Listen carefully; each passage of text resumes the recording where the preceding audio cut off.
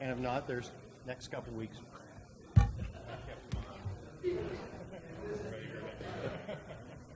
Or I can keep it and have it ready for the fall. I have several in my garage for next time. It is in the building. Yeah, we got 5. We got 2 more coming through the door. And I've got. And our mics are all on. I got 6 o'clock.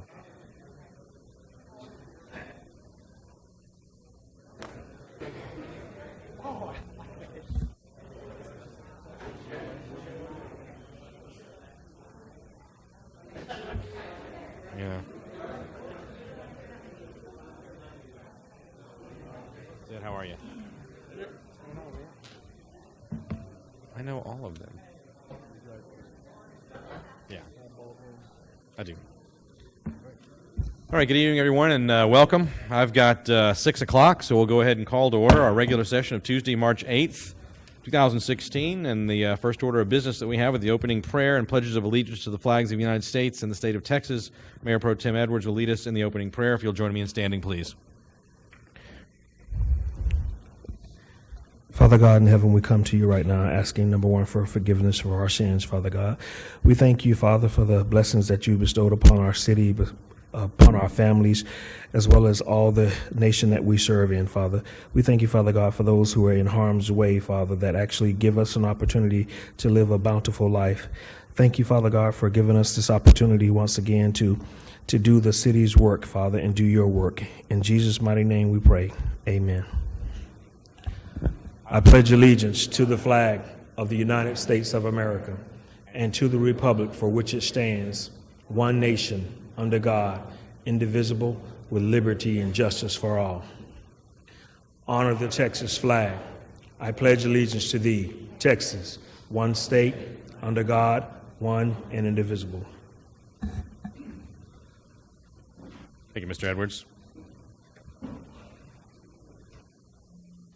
So others, if you haven't signed in, if you're here for the Hal Baldwin Scholarship, make sure that you sign in so that you get credit.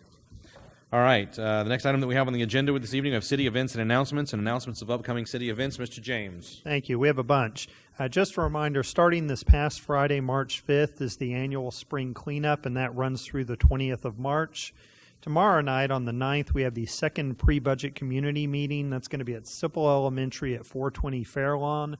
Starts at 6:30 p.m. Thursday, we have the third. That's at Corbett Junior High School at 12,000 Ray Corbett Drive, again starting at 6:30. Thursday afternoon, Northeast Partnership has their monthly meeting. That's at Olympia Hills Golf and Conference Center at 11:30. Don't forget, set your clocks, forward. Daylight savings time begins Saturday to Sunday, March 12th, 13th. SCUC ISD is starting their spring break March 14th through 18th. Tuesday, March 15th is the Chamber Luncheon at the Civic Center at 11:30. Wednesday, March 16th, the Chamber is holding their Race to the Taste 7th annual event. That's going to be at Retama Park to accommodate the bigger crowd. Starts at 5 p.m. And then Friday, March 18th, is the Employee Remembrance Day. And over at the Public Works Department at 11:30, we have the ceremony honoring those past employees. A couple things looking a little further out toward the end of the month. March 23rd, the pre-budget retreat for staff. Council's going to be coming into that on the 24th of March. March 26th, we have Easter in the Park as well as BVYA opening day celebration. And then last but not least, a belated happy birthday to the mayor, whose birthday was March 4th. And again, it says here you are turning another year wiser. We'll leave. I don't know who wrote that. To be the judge of that. Because I'm turning another year older. I promise. Thank you very much. Very kind. I appreciate it. All right. The next item that we have on the agenda this evening, we have announcements and recognitions by the city manager, Mr. Kessel. Mr. Kessel. Mayor, Council, just wanted to recognize a team approach to something. We had the Willencheck Walk, which turned out great this year, and kudos to that whole team that worked on that.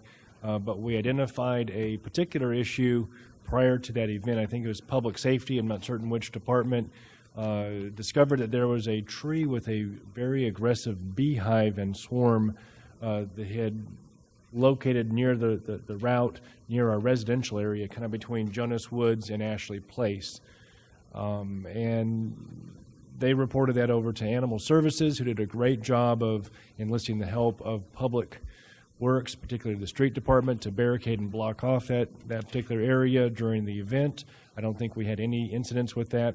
Kind of humorously, they had the bee keeper, who we normally call to remove the bees, discovered that they were far more aggressive than could be removed, and was very happy that he had his bee suit on when they swarmed on him. So not necessarily a good thing. We've had those removed, and we're going to go ahead and get that tree sealed up so we won't have additional problems there with the bees. But everyone jumped on board with that particular situation and turned out great. Good news. I was out that direction. I don't need any bees. Man. All right, next on the agenda this evening, we have employee recognition from the IT department. Mr. James.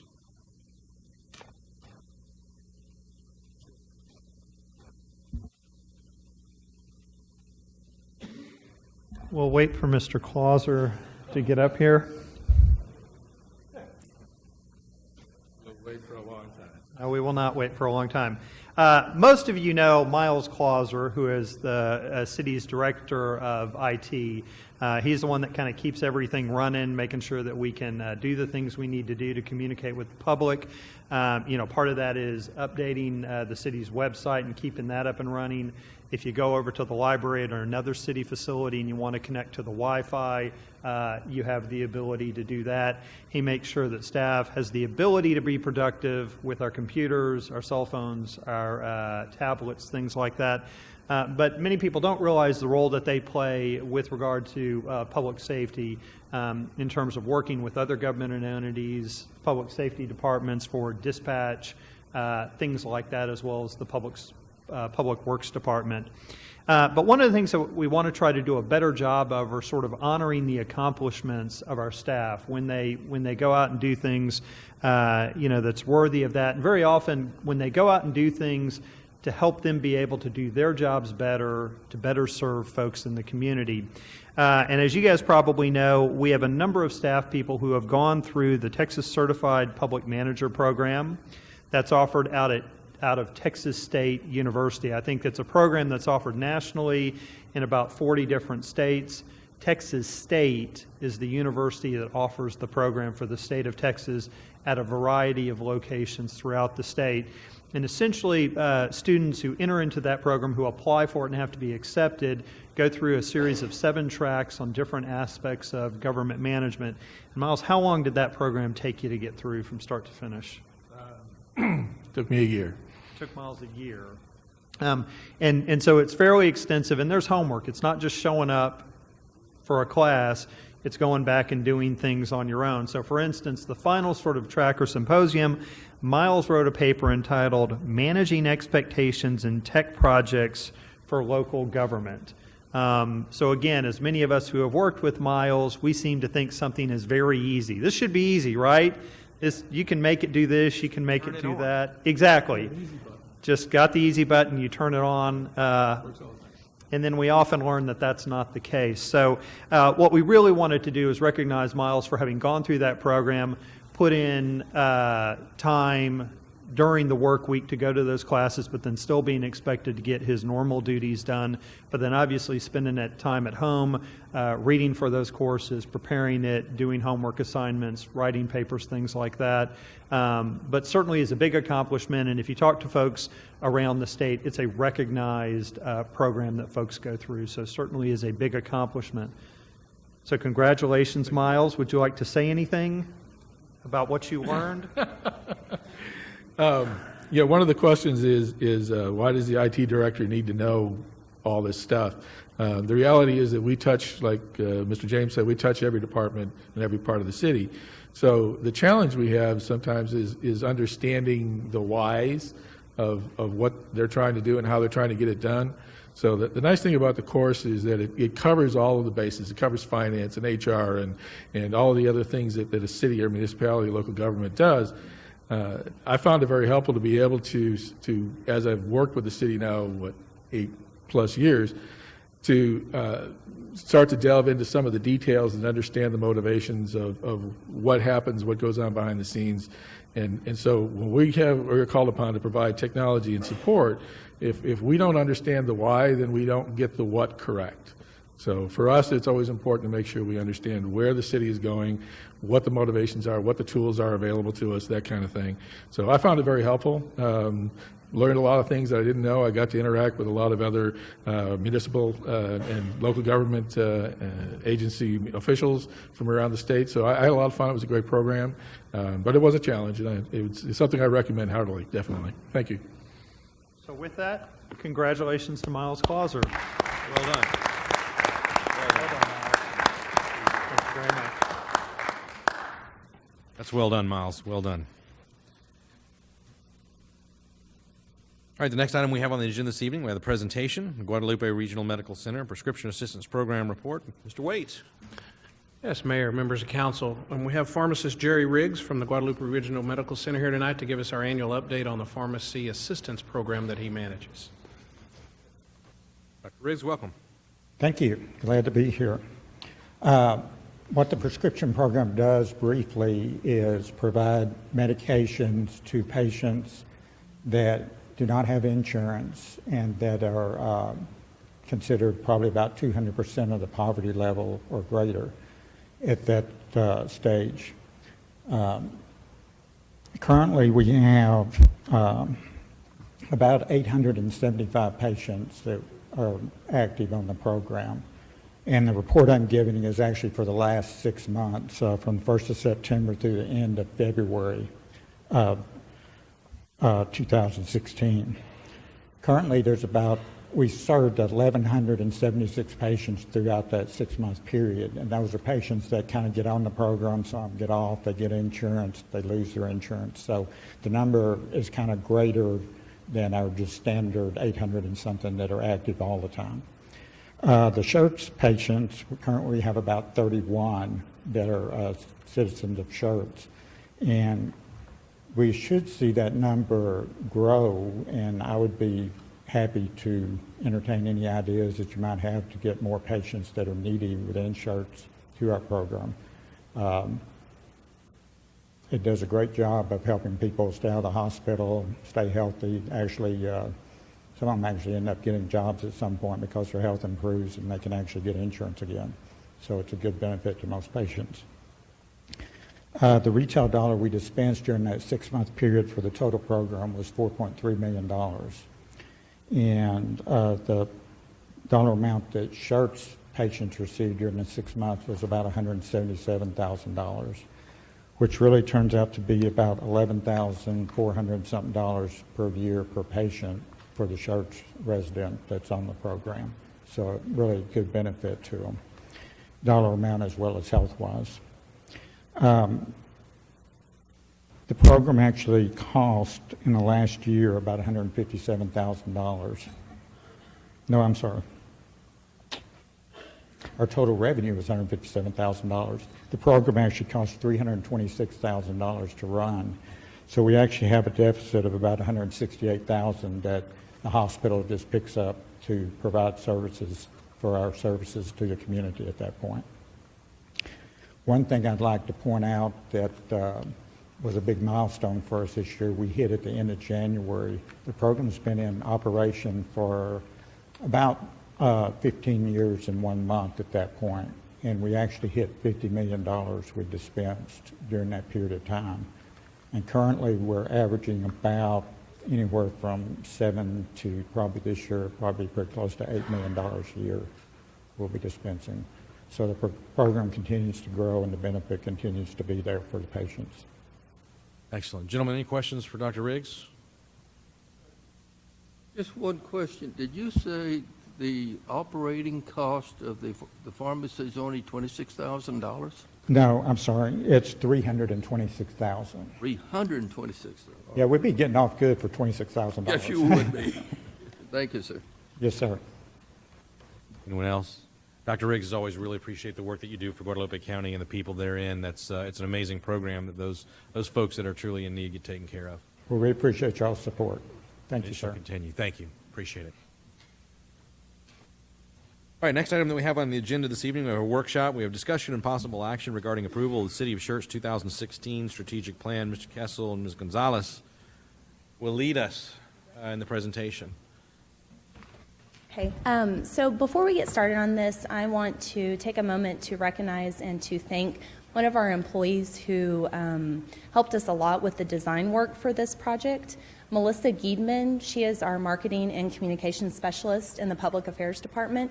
She is a relatively recent hire. I think she was hired back in December. She is not here tonight. Her boss, Linda, is, though. And Melissa, usually for this type of work, we would have had to outsource the design work for this document, but Melissa brought her skill set of doing it, and so we met with her, we told her what it was we were looking for, and she just did a fantastic job with it. She took it and ran with it, and so I just want to extend that gratitude for her hard work and her effort that she did for that. So wanted to let you guys know that. See the mouse here. Okay, so for tonight, what we have here on the workshop item for discussion and approval is the 2016 City of Schertz Strategic Plan. This document is a direct reflection of the work that staff has been doing since the fall of 2015, and then also the work that council and staff did during the January strategic planning retreat. And we have prepared this PowerPoint for tonight, and we have pulled the highlights that was found in the document that you can find in your council packet, and we've prepared, have reserved time at the end for questions, but of course, if you need to ask questions, please feel free to stop us and we can discuss that along the way. Okay. All right. So as we get started, as we all are aware of, the choices that we make matter not just for today, but also for tomorrow and in the future. The decisions that we do, as the city is on the cusp of becoming a city of 50,000 and greater, we're facing this new growth, new challenges, and increasing expectations for service and performance. So what we do today matters more than ever to our long-term success. Now, when we were in the strategic planning retreat, we started both days similar with the question as to why a strategic retreat?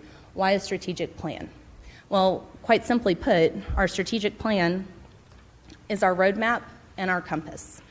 We developed this plan to provide overall direction in achieving our desired future state by outlining our aspirations, our actions, and our motives. And now this plan will be used to not only chart our course, but then to also measure our success. Once we kind of discussed the why, as you heard Miles talking about earlier, referencing the why, we moved on, to the how. So how is it that we can be strategic?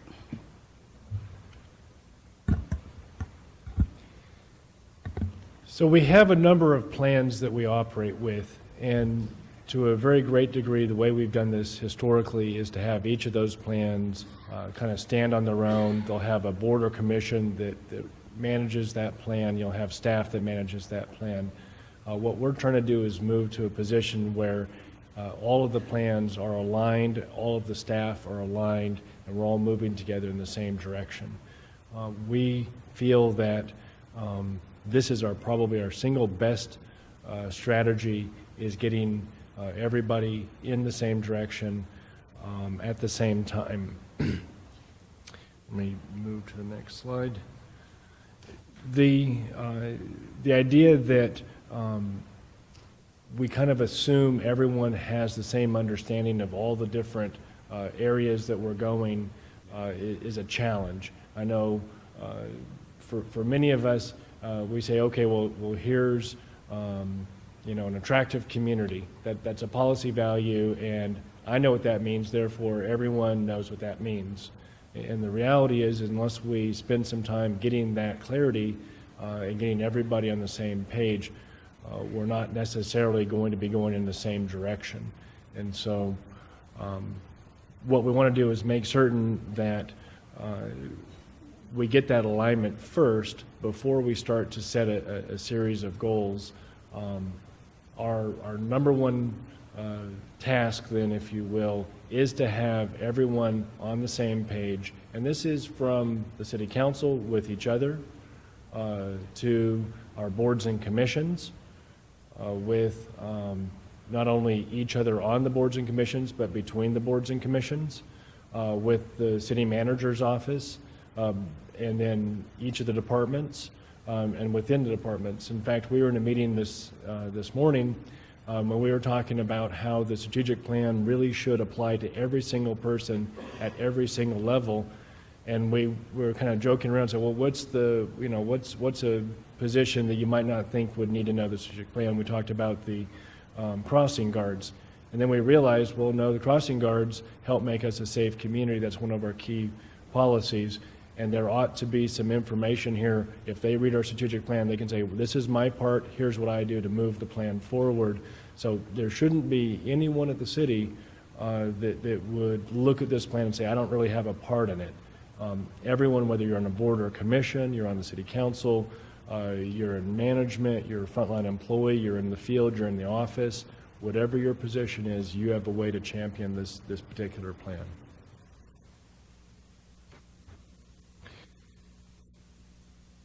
We start with the vision, mission, and values, and these are really important components. We've got some of the key words identified. They certainly frame up our identity. We want to make certain that when people hear community service opportunity, they're thinking of the city of Schertz. Those are words that have resonated, I think, for many years in this community. They also should start to set direction, and we really see that more in the policy values, the things that we're going to aspire to. We have this idea of clarity, and we have a technique that we went through that really forms a description of what those policy values mean, and it's something we'll touch on in a little bit, but it's the is not section, and that's a very powerful tool for getting everybody kind of on the same page very, very quickly, and then this alignment starts to occur as a result of those items. Overall, this is represented in the strategic plan in this chart.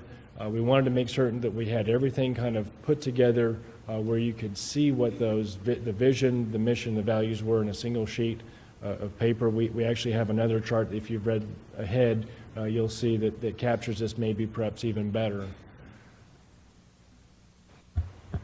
And so, as Mr. Kessel touched on, we spent some time with the vision and the mission, and then we have our values. And there's 3 different groups of values that we're able to distinguish. We have our policy values, our operational values, and our core values. And as he said at the end, we have a vision for excellence model, which we will get to, which does encompass all of what we're talking about in a recognizable model that we want to have expressed with all of these different items on there. So we're talking first about the policy values, and they are a reminder of what we are trying to accomplish as a community. They are our aspirations. They also provide a series of benchmark values for examining the benefits and the drawbacks of any project or policy decision, and most importantly, and they do it in a consistent manner. So no matter who's here at what time, we have these policy values that we can look to.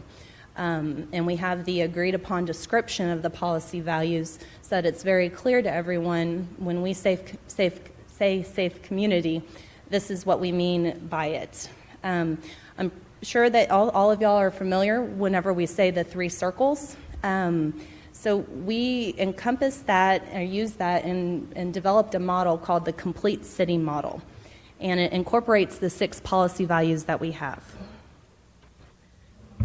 So as we were going through the policy values and studying each one and talking about each one, we, discovered that the policy values naturally fit into the 3 circles that we have been talking about since 2011. As you can see, we have our core services. It's what we must provide to be a city, and the policy values of safe community and essential services fit into that. Then we have quality of life, what we want to provide to be a desirable city. And we have high quality of life and attractive community that fits into that. And then we have the economic engine, what drives our ability to provide adequately for each. And economic prosperity and fiscally sustainable fall within that. So when we accomplish all three simultaneously, we have this complete city. So while many are familiar with our three circles and what they mean, we now have a way to incorporate the 6 policy values that we spent time talking about into the 3 circles, thereby making the complete city model. And then moving on to the operational values. So one of the things that came out of doing the is not study was many of the values were in fact policy values. They were things that City Council would set direction on, say this is the kind of city that we want to be. And obviously the community would weigh in on that, and it would resonate. But then some of the items that were in those policy values were actually operational values. So we were able to kind of pull those out. When you listed them, it was what management and staff ought to be doing to run the organization as a professional organization. The model itself that we've proposed is a Pentagon model. We thought that was rather clever. It's recognizable, and it's those 5 areas that really make up good management. And they're the things that when we do well, we're probably moving our organization forward as an organization. So systems management is really where we're getting into all the different components, an interconnected whole, and saying, okay, the sum is greater than the parts. This particular process needs to be improved so that we have that output. This department affects that department in this way, and so on. We have a strong, I guess, valuing of people focus. And when you talk about valuing people, and I hear that from the City Council, I hear that from the citizens, I hear that from staff, there's the engaged workforce component, which really says we value our city employees, and how do we really make sure that they have their basic needs met? How do they have the individual skills to do their job? How do they work together as a team? And then how do those teams and individuals really help improve the organization together? On the one hand, and on the other hand, the sort of service-oriented component, which is a customer-focused, kind of the outside, so valuing our citizens, our businesses, our stakeholders, if you will. Sometimes it's even just the motoring public, the traveling public coming through on an interstate. And then we have 2 items that were identified originally by council, proactive and innovative.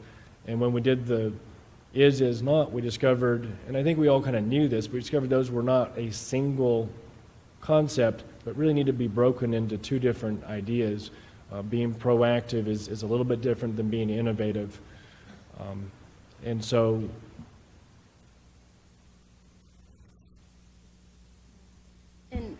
So when we were at the strategic planning retreat, one of the things that we did a couple of different analyses. And we started out first with this question-based analysis of is not, and why. And a classic example of why it was necessary to do is that we had certain policy values or operational values that meant one thing to one person and one thing to a different person.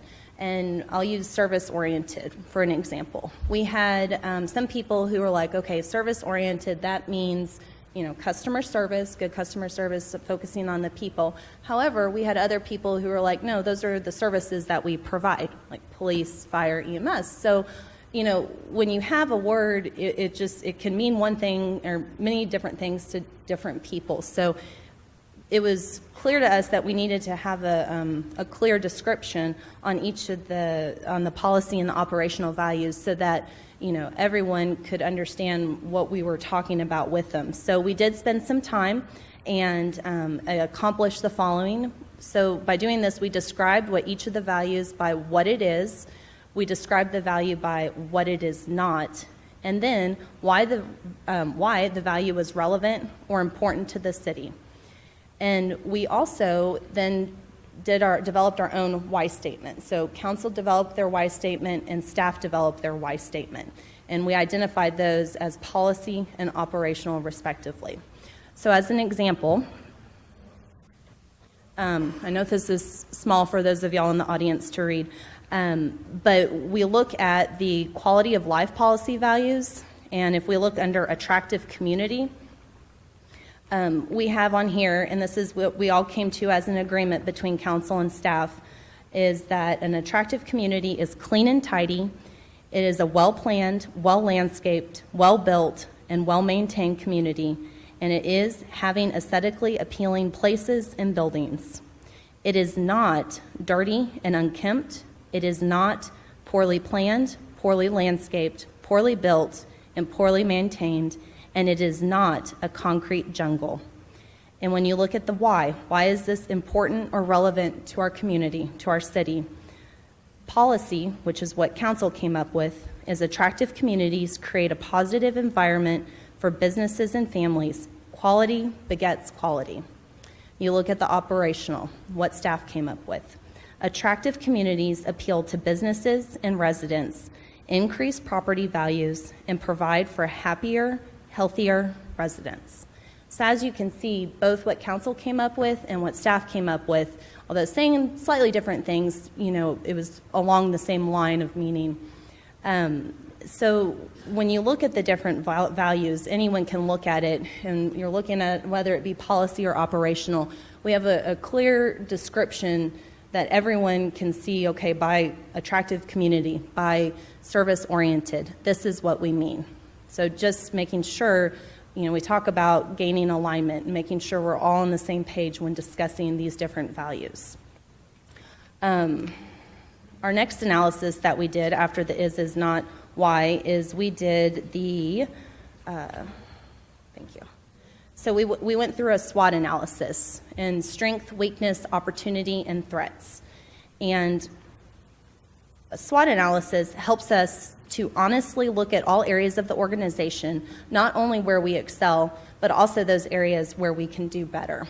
And it's very important that when you look at here, it's having that honest look and looking at the different policy values and what we do well in and where we can do better. So we look at both internal, meaning strengths and weaknesses, and external, meaning opportunities and threats, factors.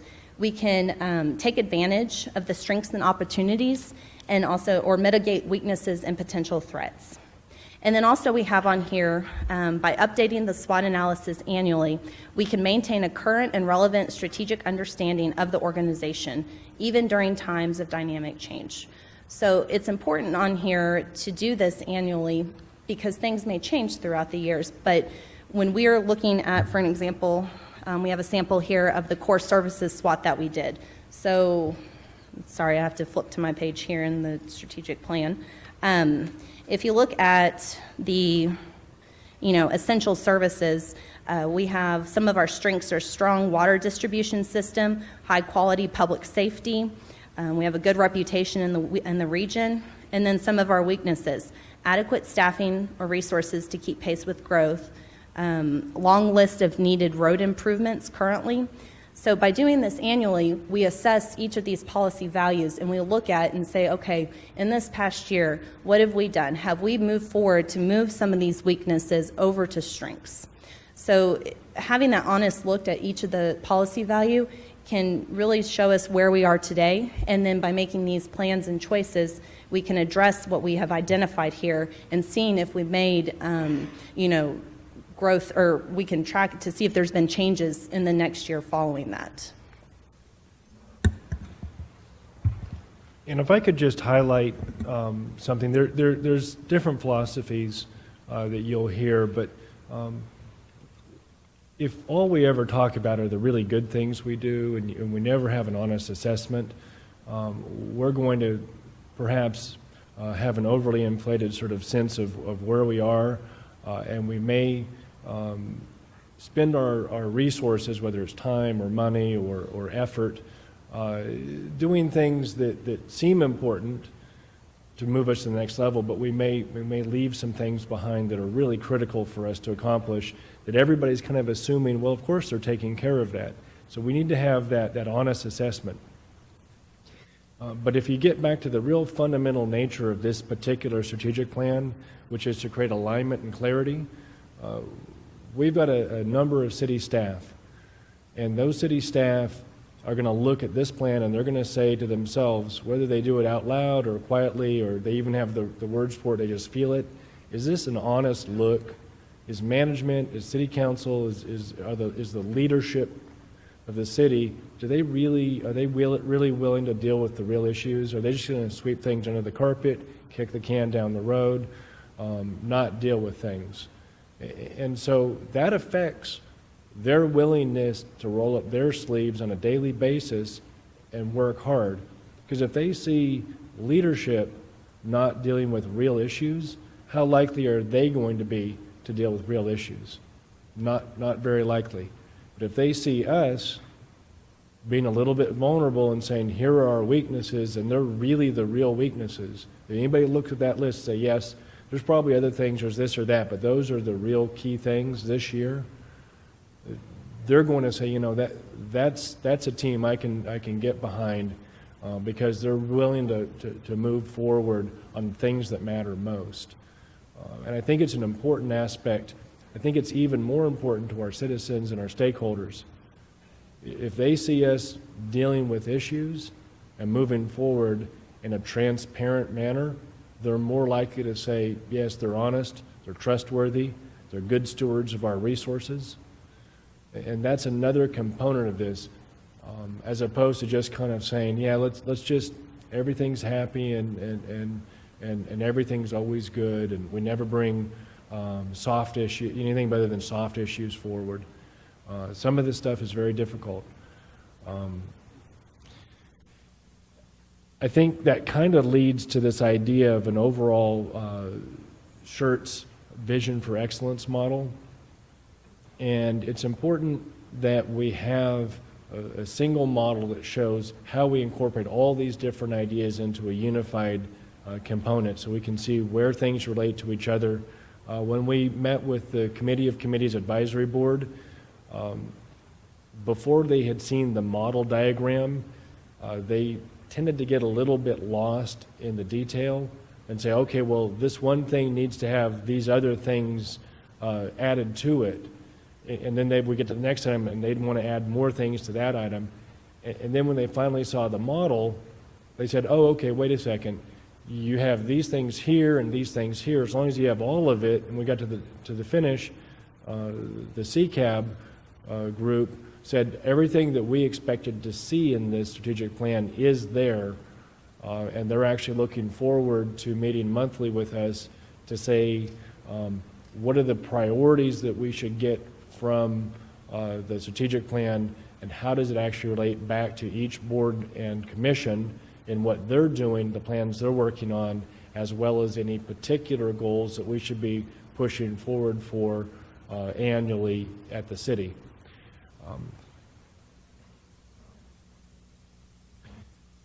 And what you see here is the foundation of the core values, and we use this sort of house shape. And I think everybody intuitively says, what's the foundation? Well, it's your core values. Do the right thing, do the best you can, treat others the way you want to be treated, and work together as a team. If we as an organization are doing those things, everything else is going to be in alignment and it's on solid footing. If we're not doing those things, nothing else is going to work, no matter how grandiose our plans may be. And all you have to do is say those things backwards, in the opposite. Do the wrong thing, do the worst you can, treat others badly, work only for your own good, right? No one would ever get behind that. So they're truisms or the golden rule, but if we're not doing those things, we have nothing else to base our organization on. From there, we have the operational values, and this is how the organization actually functions. So if we do a good job with our systems management, our processes, how we do business. We have an engaged workforce, and we work actively to engage our workforce and to find out what those issues are and to move forward for our people so that they can be more successful. We're service-oriented. We have a customer focus. We understand what those needs are from our stakeholders, and we work to improve those things. And then we say we take a proactive approach to how we behave, how we do business, and every once in a while we're a little bit innovative. Then we're going to be more successful. And the more we do a balanced approach across those five, the higher our aspirations can be. And what are our aspirations? Well, there are policy values. We aspire to have a safe community. We aspire to have our essential services met. High quality of life, attractive community. Who would want to live here if we didn't have those things? And then economic prosperity and very important, fiscally sustainable. If we overextend ourselves, but we can't sustain that without either raising taxes or cutting services somewhere else, then what have we really accomplished? And so what we're really talking about is we're talking about leading, improving, and serving a livable, sustainable, and financially sound community. So all of those things are encompassed in that mission statement. And our vision is community service and opportunity. You can see how all those pieces kind of line up. And who do we serve? Who's at the top? Who's the most important? The citizens and our stakeholders. So having that model is very important to us to put each of those pieces in perspective of how we operate, why we do what we do, and why we're always trying to have a continuous improvement, why we're trying to get better. Because wherever we are, we can always get it just a little bit better. Every year we can do better as individuals, as teams, as an organization, and as an overall community.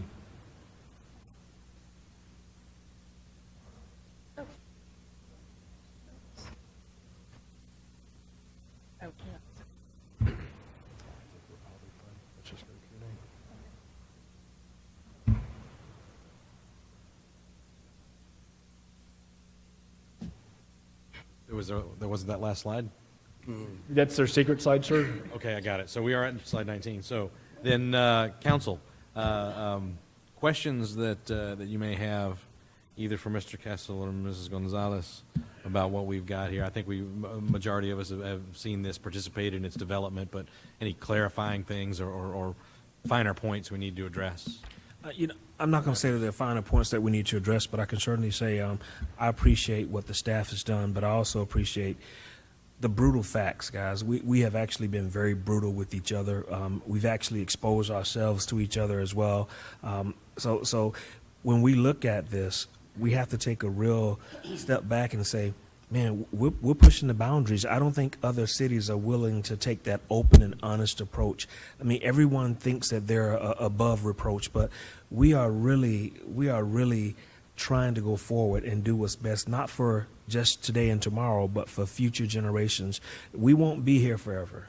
And this is a great opportunity for us to look at the brutal facts and set some of those wild goals and try to go for it. Thank you, guys. Mr. Thompson? Not that I would ever want it to happen, but one of the things that we did in the last election was what happens if something happens to the leadership and we have to do a quick emergency. Well, this provides a guiding vision for that. So I think it's a very sustainable and very positive step the city has done. Good one. One of the things I looked at, was listening to, is whenever we talked about looking and understanding our weaknesses. And some of those things that we have to look at and say these things are not only correctable, but having to determine a time frame for which those things will be done. And I think it's very important that as we look at having to answer those questions, that we be prepared as city management and council, is that we make sure we stay with what we tell the people we're going to do. If we don't do that, I feel like this becomes a paper tiger. But the ideal that we commit and not use excuses to say, I can't do it this year, I know it needs to be done, but then we need to be able and willing to shuffle things around in order to get those major weaknesses that were discovered, okay, so to speak. Other than that, I think, can you go back to your slide with the five, I think it's the five symbols at the very beginning, proactive and innovations. Of these, when I look at these, I see four that to me are very measurable. But my question is, how do we measure being innovative? What's the plan? What are you looking at there? So Mr. Fowler, there's a number of different things. First of all, you've heard me say this before, but I'll say it for the members of the audience. Most people think of innovative as actually taking best practices and applying them. And that's not truly innovation in the largest sense. However, it can be innovative to us if we take a best practice that we have not applied here and put it into practice. And so part of that is really looking at where we are in the organization. But true innovation is a process more than it is perhaps a measurable outcome. In fact, as you know, when you study innovation, success is probably 10% of the outcome for true innovation. Let's go ahead and look at the is not, because I think that if we look at that, we'll see where we can measure things. An organization manages for innovation by creating new value through meaningful change, finding better ways to do things, willing to take chances to make change, being creative, and it is uncharted. It's not the status quo. It's not following the path of least resistance. It's not often easy. And then being innovative seeks to create new value for our community through meaningful change. And so as we go through a given year, we can start to identify and list those changes that we would consider innovative.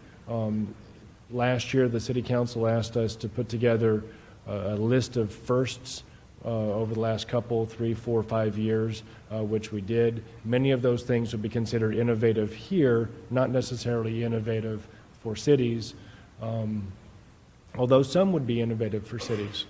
And so we can measure those things and track those things over time. And we can look at the is not. If we're continuing to do the same processes in the same way year after year, then we're not being innovative. And so it's a little bit different than an index that you might say is purely numeric. It's not just quantitative, but it's qualitative in its measure. But you can start to measure that. Then would you say, in light of that, that being innovative and being creative or creativity, are these close or to each other, or you see a difference? I do see that's sort of like, how am I going to say this? Yes, some innovation is very creative, but a lot of innovation is simply methodical.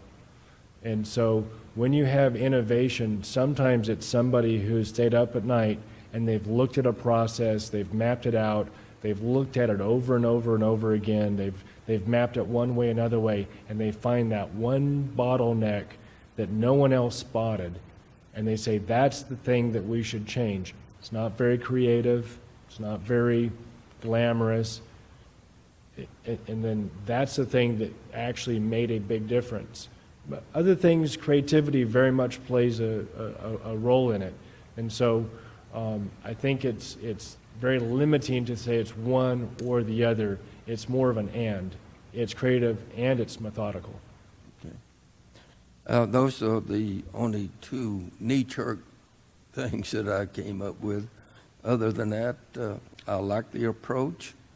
I think it's clear, and I think it's something that we can move forward with. Thank you. Good. Mr. Zeus? First of all, John and staff, of course, the record indicates I was absent that day. I pulled it and I read it line by line, and the one that designed it did a great job, actually excellent job of the layout and the strengths and the weaknesses and why and why not.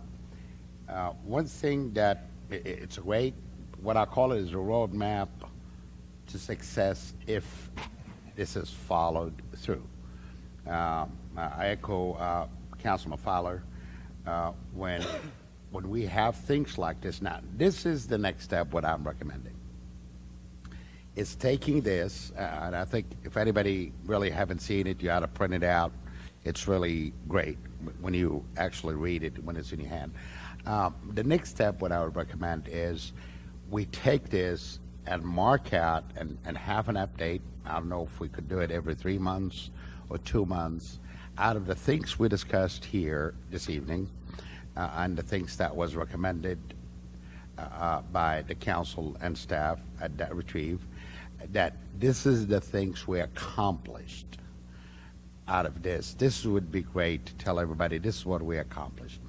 Just one quick thing that went through my head when I was reading it. I read it over and over. The rail system that we talk about. Now, I've heard in the news not so long ago that San Antonio pulled out and asked for their money back. So, do we keep this in this packet or not? Is that something that is going to go through the rail system? Just an example. And so, Page 14. so that's probably a more detailed question in and of itself. No. In my opinion, without having discussed this with the full council, the idea is that we're already in it, whether or not a different city pulled out.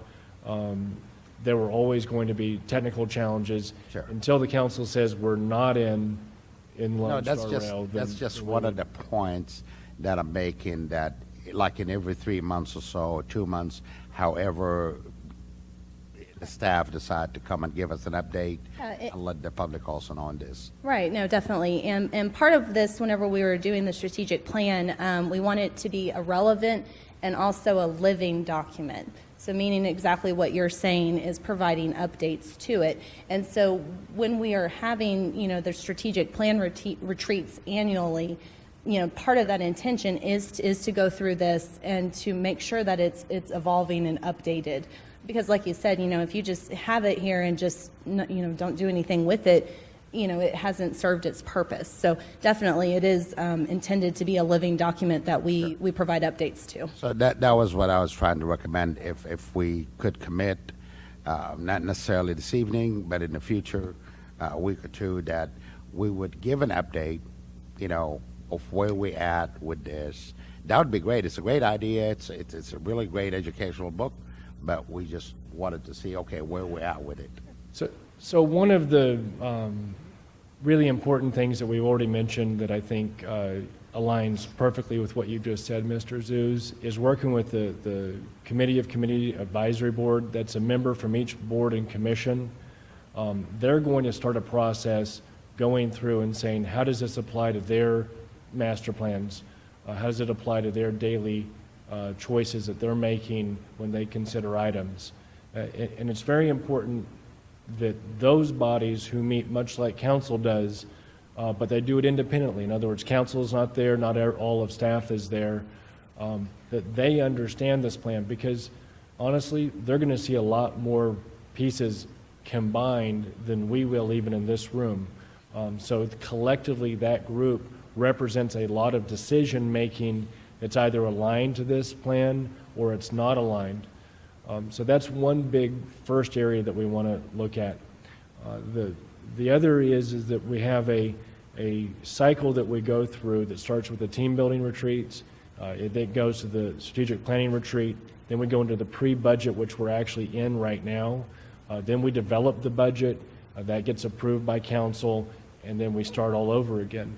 So one of the reasons that we want to have the strategic plan updated in January and really go through that and develop that is so that we as staff can use it when we're developing our budget. So one of the first places that you might see actionable items would be in the budget. Theoretically, over time, as you have this year after year, we would update the SWATs each year. Some things would remain, some things would move around, and we would have ongoing projects. But really what we're saying is, how do we choose with scarce resources which projects to see? So council has that opportunity to see in the budget, are we moving forward on these? And obviously it's difficult to move forward on everything all at once. If it was as easy as just writing a check and saying, okay, we're going to do all of this all at once, that would be, anyone would do it, right? And so the reality is that we need to say what's most important, what should we do first, is there anything we can give up? And we need to know why we would, because if you have ever tried to give up a program, it can be very difficult. There's always a group that says, hey, that program's still very important. Why are you taking money from us and giving it to this other program? And so for us to go and say we want to implement this, it really is going to take a lot of people. It's going to take council, management, it's going to take city staff, it's going to take boards and commissions, and really I think the number one thing is going to take buy-in by the citizens, which is why we intend to put this on our webpage and make it as transparent as we can so that we have citizens when they show up at our pre-budget meetings that we're holding tomorrow night and Thursday night and we held last week. They come in with an idea of what our real strengths and weaknesses are, what our real issues are, what our real values are. They may agree with them or they may disagree with them, but they're going to come before us and present their ideas and their input from a position of understanding of where we are as opposed to guessing or assuming. Well, just last thing, a great job on this. So the $1 million question, I guess, is this under implementation currently, or are we when we're gonna start the implementation of this? If it's currently, that's great, or when? And as you can see, since you've looked through it, there's components of it that have been going on for years, 10 and 20 years. The city's been doing different components. There's other things that we have yet to do. There's things that I would say we've been doing one way, but we might look at it and say, yeah, we need to change that and go another way. I mentioned the meeting that we had this morning where we talked about the crossing guard. I want to highlight that meeting as well a second time because I think it really gets to your question. We sat with a variety of staff members in a variety of different departments, and we said, we need you to go through and with the process that we've developed, help us identify what are the top 3, 5, 10 things we should be doing from your perspective that would move this plan forward this year. One of the things that could really be a pitfall to a plan like this is that you could set a series of goals that are unattainable. So if they're unattainable, by definition, we won't actually achieve that, and that's not a good thing. So setting the bar too low and not trying isn't good. Setting the bar too high and never being able to succeed isn't good. So having that attainable set of goals is really critical. The other thing that you'll see in this plan, and I want to highlight it for the public who's here, is you don't see a list of goals. And one of the primary reasons that we didn't put a list of goals was to do with staff. If you're staff, and I'm staff, we're all staff, right, to one way or the other, and council may do the same thing, I don't know. You read that list, if it's one of the things that you have to do, you go, oh, I got to carry the water for the whole city. And there's about 10 people that end up going, I've got something on the list. And the other 330, or whatever the number may be, go, I didn't see anything that I do on that list. That's not my plan. I hope they succeed. Right? And council may feel the same way. And our boards and commissions may feel the same way. It's human nature. It's what we do. We look on a list, no, that's not me. When you look at this plan and you read those policy values and read those operational values and you read what they are and what they are not, they inspire you. They make you want to participate. They make you ask the question, what can I do in my job? What can I do on the city council dais? What can I do on the Planning and Zoning Commission or the Parks Board? What can I do even as a citizen, a volunteer in the community? Because that's the right thing to do. We need to make that happen. And so what we really want to get away from is the list of things that people, the vast majority, say, that's not me, to a plan that inspires every single person to champion the plan. Good. Mr. Dunn? I don't have any questions. I just want to say great job. I think it's very comprehensive, and I hope it turns out to be very successful. I like it. I like that you can move things around. It's got a big picture. It's got a little picture, and move forward with it. Thank you. Very good. Anyone else, gentlemen? So a couple of quick comments for us. I couldn't help myself. I started writing, so sorry. One of the things that we do when we do a strategic plan, and we've done several since I was first elected, is we acknowledge our strengths, and we tend to start from that place, and it's a good place from which to start because we are a very strong city and have been all the way back to where it started with Mayor Tulemeyer. And of recent years, we've gotten pretty good and better at identifying and acknowledging our weaknesses and creating an environment where it's okay to do that. And that's no small task. It's a position of strength to be able to identify our weaknesses and say it's okay to do so. And once we've done those two things, then we start to kind of capture our vision of what our dreams look like as a community. One of the things that happened back during Mayor Richards' time is the city decided they wanted to own the water system, and they raised their taxes to $1 per $100 evaluation. I mean, they practically taxed themselves into oblivion to do that, but they wanted to own the water system, and they did that for the time period that it took to get there.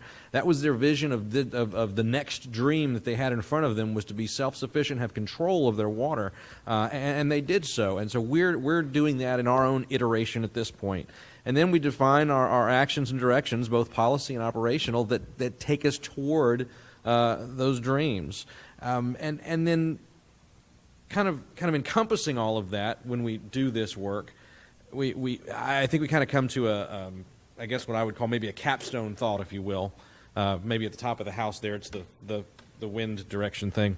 And that's that we're looking to do those things that leave those that follow us in a better place to live. They have a stronger financial position from which to work. They have an organizational structure they can function within to build on the work that we do, and an environment where they can start that cycle yet again, and where they can start and say, what are our strengths? What are our weaknesses? What are the next actions and directions we have to take to pursue the dreams that we see today? And that's what we've been doing for almost 60 years here in the city of Schertz, and doing it very well. Now we're adding some structure to it and some common language and things that will help us remain successful and relevant for a long period of time. So from that perspective, this is a fantastic piece of work that everyone will be able to put to use. One of the things that Mr. Azouz brought up, and I think it's important to maybe expound upon, and I hope I captured what you mean. One of a facet of what I think you were saying is sometimes we are not great at sharing or publicizing our accomplishments. And if you look at, for those of you who don't know what I'm talking about, the disc profiling, if you look at us as an organization, we're a whole bunch of thinkers and idea folks. And we're, as soon as we get something accomplished, we're ready to go to the next one. And we're not terribly good. We're okay in getting better, but not terribly good at publicizing our accomplishments. I think that was part of what you're talking about. As we go through, as we accomplish things within this, we should report those out, share them, and share them, frankly, with the community. And for a couple of reasons. One, when our accomplishments are largely executed upon by staff. Those policy things are set by council. We come together to accomplish those things, and we should celebrate them because it helps everyone. It should energize everyone and make them feel good about what we're doing here, that we live in a unique place, a different place. It isn't, I'm sorry, I almost named another city. I shouldn't do that. And so that the people that live in the city have an opportunity to say, yeah, well, I see what happens in Austin, I see what happens in D.C., but you know what? In my city, we lowered the tax rate and we added services and we had our bond rating raised twice in the past 2 years. Those are big things, you know, and it's incumbent on us to share those and record, not just record them, but publicize them out for the community because they have every right to embrace and enjoy what their city government does when we do it well, when we execute on their behalf to what they expect of us.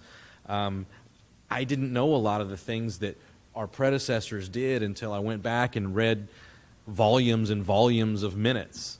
And I would bring it up to folks that have been here for a long time and say, well, yeah, we did that. Yeah, we got that done. Where's Mr. Greenwald? Right? Yeah, we got that done. We did that. We did that. Some of the things that our predecessors did were amazing. Not everybody knows about them, and they're things to be proud of. And I think that's part of what you're trying to say, Mr. Azouz, is we do some fantastic work as an organization. We should share those, publicize those, so that everybody can have that good feeling and be proud of what's been done. So that said, it's excellent work. I really do appreciate you guys coming up and frankly, putting together all the bits and pieces of the work that we did on that Friday and that have been done previously. This is a discussion and possible action, so I assume that you want to vote for us to say, yes, we agree, let's move forward, and this document is made official. Is there a motion to do such? So moved, Mr. Mayor. Second. I have a motion from Mr. Edwards, a second from Mr. Thompson. Any other comments or questions from council? If not, then I'll call for a vote. Aye. Aye. Aye. Aye. 5 ayes and no nays, the motion carries. Thank you, council. It's well done. Well done.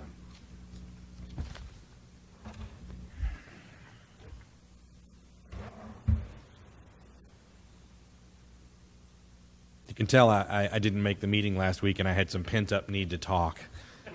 Sorry. It happens. It just happens.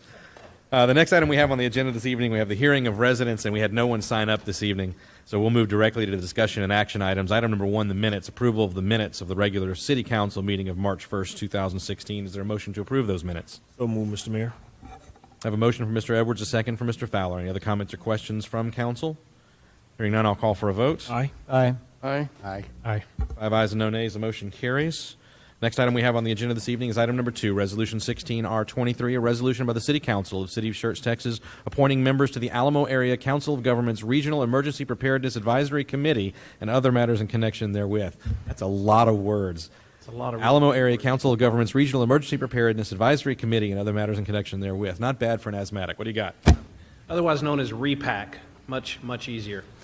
Now you tell me. Well, Okay. REPAC is one of the many committees that ACOG has. REPAC's charge is to help prioritize and set regional guidelines for spending of Homeland Security dollars and other grant dollars as they funnel down from the federal government or the state government.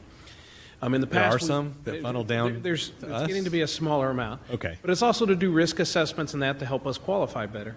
Over the past several years, I was talking to Chief Outlaw about this. We've never had the opportunity to have a voting member on that committee, and that's now been put before us. So talking to the public safety chiefs, we'd like Mayor to get approval for you, Mayor, to send a letter to ACOG asking that Assistant Fire Chief Cade Long be made our voting member to the REPAC committee, and that his backups would be Lieutenant John Carew with the Police Department and Operations Manager Tony Bradford with the EMS Department.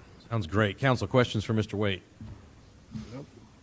There are no questions. Is there a motion to approve Resolution 16R23? So moved, Mr. Mayor. Second. A motion for Mr. Edwards, a second for Mr. Thompson. Any other comments or questions from council? Hearing none, I'll call for a vote. Aye. Aye. Aye. Aye. Aye. 5 ayes and no nays. The motion carries. Thank you. Thank you. Next item we have is item 3, Resolution 16R24, resolution by the City Council of the City of Schertz, Texas, authorizing an amendment of an interlocal agreement for dispatch services with the City of Cibolo, Texas, and other matters in connection therewith. Good evening. Good evening, Council. Gary. Mayor. How are you? Before you tonight is a resolution in regards to our current resolution we have in place with the City of Cibolo for supplying dispatch services. What we're hoping to do is amend this to include further information which we have taken as a natural progression with what we have with them at this point in time. In 2015, in July, we added to this agenda item, this agreement, that they would be allowed to put certain materials on our towers here to help expedite the transition of information between the City of Cibolo and the City of Schertz. This will mainly have to do with station alerting, CAD data, such items as that. That way it would flow freely between the two agencies. Part of this is also a creation of a joint advisory board made up of the 2 chiefs of police for each municipality, the 2 fire chiefs, and the EMS director for the City of Schertz. It also discusses the ownership of certain records that are maintained by the City of Schertz will be the property of the City of Cibolo. We also clarified some of the ways in which issues, should they arise with transmission of this data, would be reflected and corrected by both agencies. This has mainly to do with maintenance of equipment by Schertz and by Cibolo so that we could have this flow of data. Also, in the event, should we decide to terminate the contract, either agency, that we give prior notice that the City of Schertz will be responsible for maintaining this data for an extended amount of time, that it will take Cibolo to take this SQL data information that's contained within our server, translate it into a form that they could then use on their side for open records and maintain that. It's also agreed by both parties that as of May 31st of every year, they will meet to look at the cost that we currently are provided to us by the City of Cibolo, and make any adjustments. This adjustment must be made 90 days prior to any approval. So with that said, it's the recommendation of staff that we proceed through with approving this amendment to the ILA. At this point in time, there doesn't appear to be any cost to the City of Schertz in reference to this. Very good. Council, questions? Mr. Fowler? One question. You mentioned open records request. Now, if there's something that deals with both cities, could a person in Cibolo ask for an open records request from Schertz to have that data, or does it go through the City of Cibolo? Well, an open records request, because we currently contain certain information, what we will do through this amendment to the ILA is supply them with this data. That way they can then supply it there. Typically what would happen is if something's requested by a citizen for the City of Cibolo, Cibolo makes a request of us. We then provide them with the information in the City of Cibolo, who then shares that with that individual. All right, thank you. Mr. Zeus? Just one, I went over this, and you did mention that any parties wishes to terminate this agreement, there will be a certain amount of time, and I could be all wrong, but I'm not seeing it here. What is the time frame of whether we give them or they give us to terminate this agreement. I would have, 6 months is the original Is it agreement. 6 months? 6 months, yeah, the original agreement. 6 months? Okay, thank you. Good.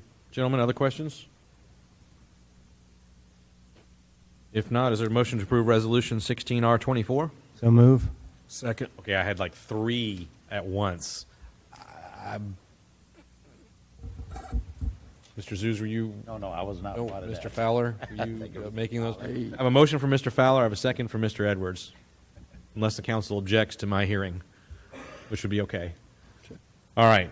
Any other questions or comments from council? Hearing none, I'll call for a vote. Aye. Aye. Aye. Aye. Aye. 5 ayes and no nays. The motion carries. Thank you. Thanks, sir. All right. Next item on the agenda this evening is a roll call vote confirmation. Mrs. Dennis? As regarding the workshop, motion was made by Mayor Pro Tem Edwards, seconded by Councilmember Thompson, to approve the 2016 City of Schertz strategic plan as presented. Mayor Pro Tem Edwards voted yes. Councilmembers Fowler, Azus, John, Thompson voted yes. No one voted no. Motion passed. Item number 1, the minutes of March the 1st. Motion was made by Mayor Pro Tem Edwards, seconded by Councilmember Fowler. Mayor Pro Tem Edwards voted yes. Councilmembers Fowler, Azus, John, Thompson voted yes. No one voted no. Motion passed. Item number 2, resolution number 16R23. Motion was made by Mayor Pro Tem Edwards, seconded by Councilmember Thompson. Mayor Pro Tem voted yes. Councilmembers Fowler, Azus, John, Thompson voted yes. Motion passed. Item number 3, resolution number 16R24. Motion was made by Councilmember Fowler, seconded by Mayor Pro Tem Edwards. Mayor Pro Tem Edwards voted yes. Councilmembers Fowler, Azus, John, Thompson voted yes. Motion passed. Thank you, ma'am. Next item on the agenda, requests and announcements. The first item is announcements by the city manager. He says he has nothing further this evening. Item 5, future agenda item requests for the city council. Gentlemen, anything that we need to add that we don't currently have scheduled? Mr. Thompson? Hit the microphone, didn't come on. There you go. Back in November, I had requested the possibility of the staff looking into revising the sign ordinance regarding political signs, and written permission needed to be put up for those, and just would like to have an update so that if that takes place, can be done before the next election. Tell you what, we also had Mr. Zeus ask previously to have a review of the sign ordinance with regard to business signage. And so why don't we, we'll just combine all that when the staff comes before us, and there's some changes that are coming because of a decision from the Supreme Court. So there will be our friends up there in D.C. So that will be coming here shortly, and we'll just roll it all into a single large presentation. We're shooting for April 5th. Okay, very good. Very good. There was some things that went on with the Supreme Court that we've got to address in our ordinance. Any others, gentlemen? All right, hearing nothing, I'll move to item number 6, announcements by the mayor and council members, and we'll start with Mayor Pro Tem Edwards. Mr. Mayor, I just want to say congratulations to Councilmember John on his victory. So I just wanted to make sure everyone knew that he actually is probably looking at the next tax assessor collector for Guadalupe County. Thank you. Very good. Mr. Fowler? The microphone. There you go. Attended a ribbon cutting here the other day. A business across the I-35, and it's a kind of a up your decor. And one of the things that was interesting is that here is a company that you can go to as an individual, and you can get your tile work, you can get a lot of things that would be that you would use to upgrade your house without having to go to a special company to order your stuff. You got it right here. And the thing that was, I looked at it and said, here is the type of diversification that we want in our city. As we grow, we want to see different things come in that the city itself would be able to take advantage of. So I'm hoping that they will be here for a long period of time. That's all I have, sir. Very good. Mr. Zeus? I have nothing, Mr. Mayor. Very good. Mr. John? Thank you, Cedric, and it's not city business, but I just want to take 1 second to thank everybody that supported me and throughout the election, and I know it was kind of tight with the city council elections, and I'm very humbled and appreciative of everything that went on. Number one question: I am not moving to Seguin. I'm staying right here in Schertz. It's my hometown, and I'm not leaving. Thank you. Very good. Mr. Thompson? Two things. Number one, I'd like to commend the city on the pre-budget hearings that are currently taking place. I attended the first one. I want to commend the city for the outside-the-box thinking, striving to include our citizens in a more dynamic way, and I would encourage our citizens to attend the next two. Second, I would like to congratulate and commend our staff on the Willincheck Walk. They did another excellent job. They're enthusiastic. They're positive. There are a lot of people out Saturday morning. The event was well done, from the placing of signs on Schertz Parkway to the police helping monitor. Just a very, very positive job that reflected well in the city and its citizens. Wonderful. Well, I tell you what, I also want to congratulate Mr. John on his win in the primary election for the Guadalupe County Tax Assessor Collector. Rumor says that it's been at least 130 years since someone on this end of the county has held a countywide position in Guadalupe County. So that's that marks a rather radical change in the landscape of our county. And I really look forward to the things that you're going to do for the entire county in the same manner that you've done work here in the city of Schertz. So congratulations to you again. And if there's nothing else from council or from staff, then we stand adjourned.